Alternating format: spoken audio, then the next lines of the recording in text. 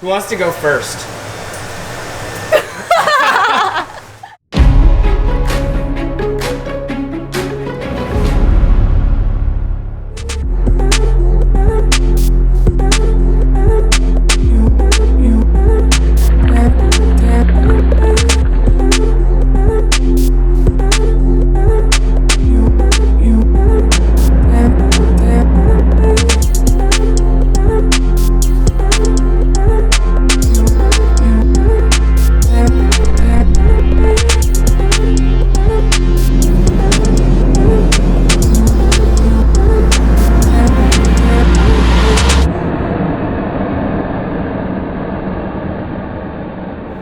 Hi folks, welcome back. I'm with David. He owns the Oakville Glass Studio and Gallery. I've always wanted to try glass blowing. It's not like the tools are easily available to everyone. So how did you get into glass blowing in the first place? Well, I used to collect glass. How I got started was going through garage sales, and then eventually we were kind of in love with glass. One day I said, let's go learn how to do this. So I went to Sheridan College 3 years later and learn how to blow glass. Whenever people talk about, oh, I studied art, I immediately jump to, paintings or illustration or whatever. And so I never really thought about glass blowing, but like clearly this is art. How long does it usually take to start to master the art form of glass blowing? I wouldn't say master, but learn how to do something is quite some time. So I've been doing this for like 17 years and still learning. What makes glass blowing different than anything else? It's like a team sport. You need helpers. You could do it by yourself, but not a lot of intricate things that you can do by yourself. Glass is fast, instantaneous. You get the result right away. So in ceramics, I tried it took too long. Like a week to make something is way too long. So in glass, you can finish it within like 10 minutes, 15 minutes, half an hour, 1 hour, depending on the product or the object you're making. Let's talk about the studio itself now. So what do you actually do here? What do you offer for anybody that wants to come visit? I've been wanting to have a glass studio in Oakville for a long time. And the reason I want to be in Oakville because the school of glass blowing in Oakville, Sheridan College, is nearby, it's only a few blocks away. This is the only glass studio in Oakville so far. And I want to make it accessible to the students. And also accessible to the residents of Oakville. It's open to the public. Anyone can come here, and if you are not a glass maker, you can come here and learn how to make something as well. Very simple. If you are a glass blower, you want to come and rent time, all you have to do is just bring some of your specialty tools and some of your colors, and everything else is provided. And there's no other studio like that around here that provide everything else. So I make it very easy. You come, you work, you leave, and that's it, done. So welcome to the hot shop. The reason why I got the hot shop because everything in here is hot. If you want to touch something, make sure you test it first before you actually grab it. So come, I'll show you where things are. So this is the glass furnace. This one is happen to be electric. Most glass furnaces use natural gas, but this one's electric. There is a tub basically of molten hot glass in there. And right now the furnace is at 2065 degrees Fahrenheit.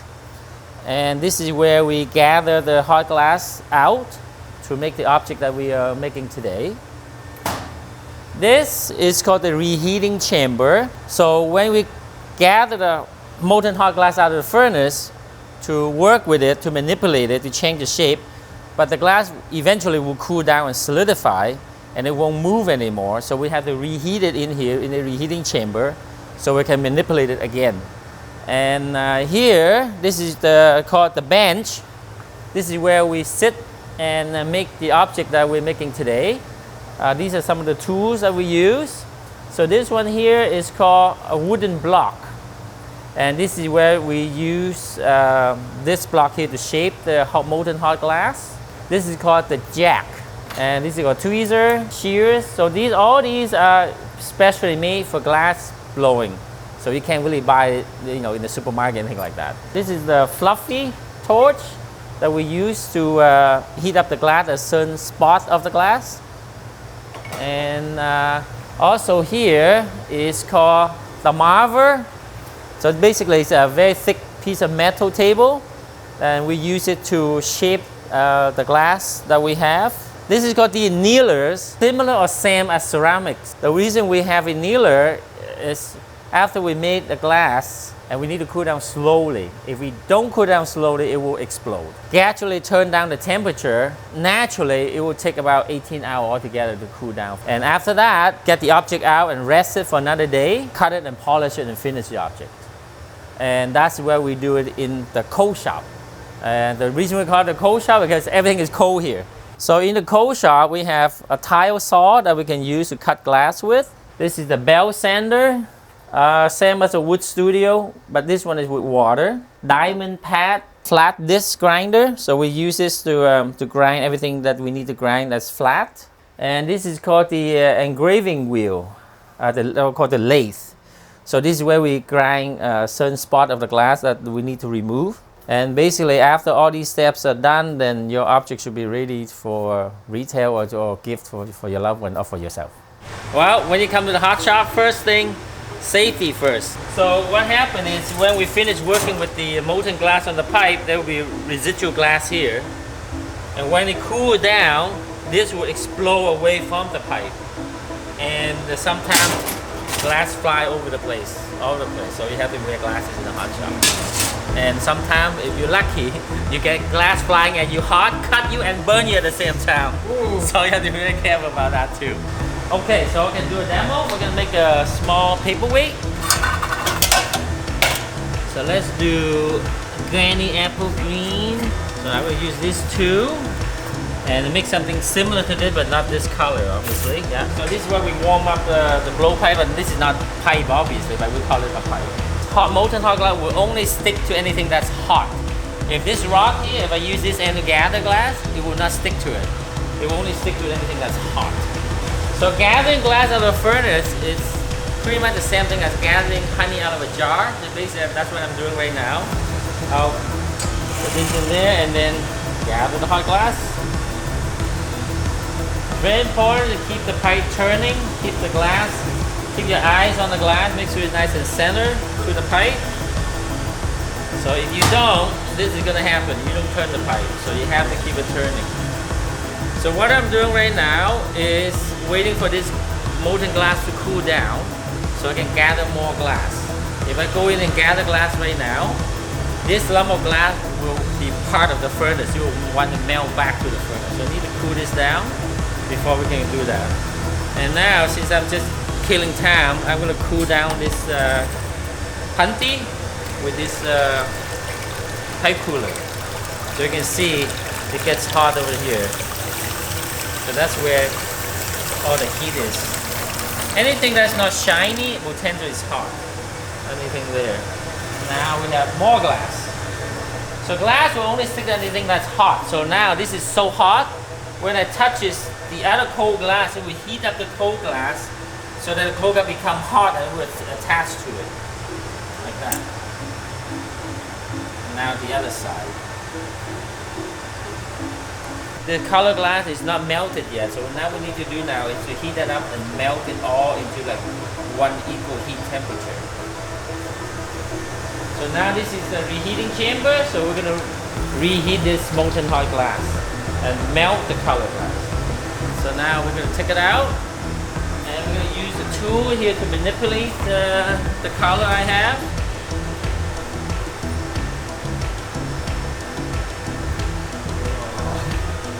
So glass will, remember, glass will stick to anything that's hot. So this is hot now, so I have to cool it down, otherwise it will stick to it.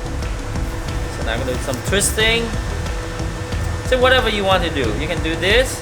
So now you can see the glass not moving very much. So that means it's getting too cold. So I have to reheat it again and then come back and do whatever I need to do with it. Also, when you're working with the reheating chamber, don't look directly into the reheating chamber because it will basically burn your eyes. So I have to look through here. This is a tinted shield, tinted so that you can see the glass properly and also protect your eyes. So before I was doing the tweezer to twist it, now I can use this. I can, by cutting it and change the shape here and there. I can do that as well. All the indentation, when I go gather hot glass, it will trap bubble into all these indentations. That will create a visual effect. Okay, now let's go gather.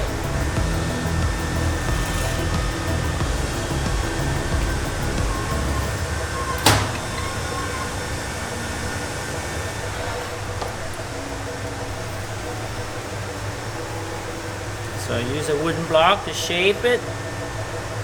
Now I use the jacks to put a little indentation in the glass. So this is basically the separation line that I'm creating. So that will be separating the mass of glass that we want for ourselves and the pipe. So now I'm using the paper to manipulate the shape a little bit. That's newspaper, right? Yeah, this is burned newspaper, and the paper needs to be wet at all times. If it's, you can see it's burning up right now because it's getting too dry. So I need to wet it with water.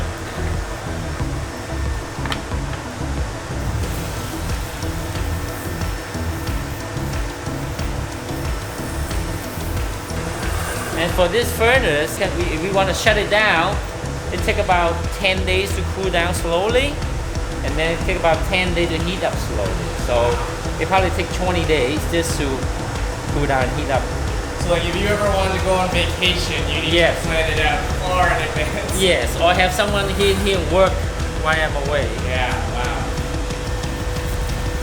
So this is kind of the shape that I wanted. So we can call it almost finished. So because the bottom here is so small, when it's finished, it won't be able to stand on its own. So I'm gonna put a foot on it. So what we're gonna do is go gather a lump of hot glass and then put it on the hot plate over there. And then I'll put this on top of that lump of hot glass and make a foot out of it.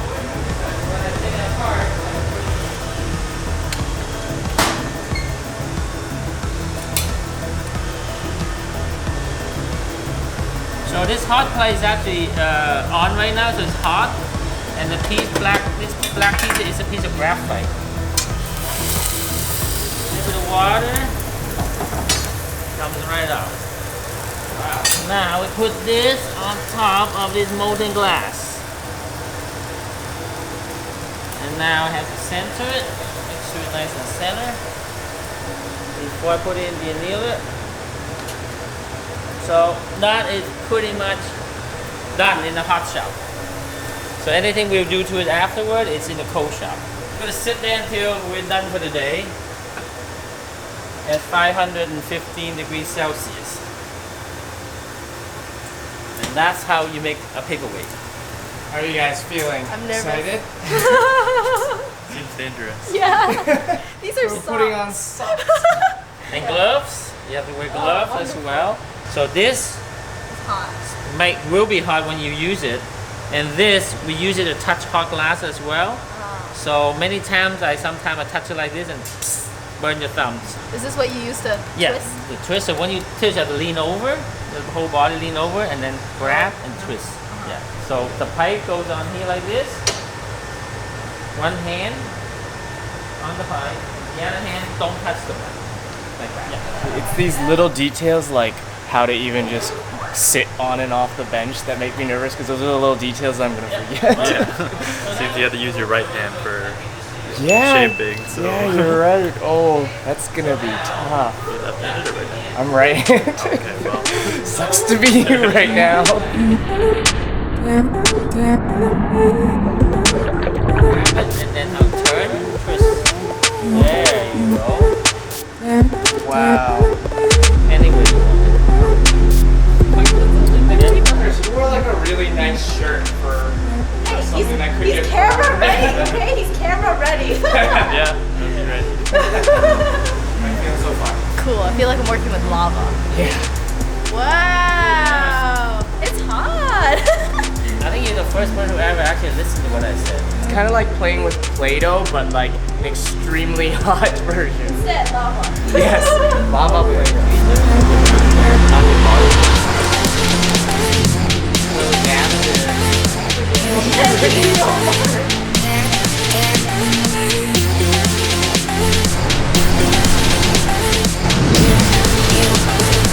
Turn it up already.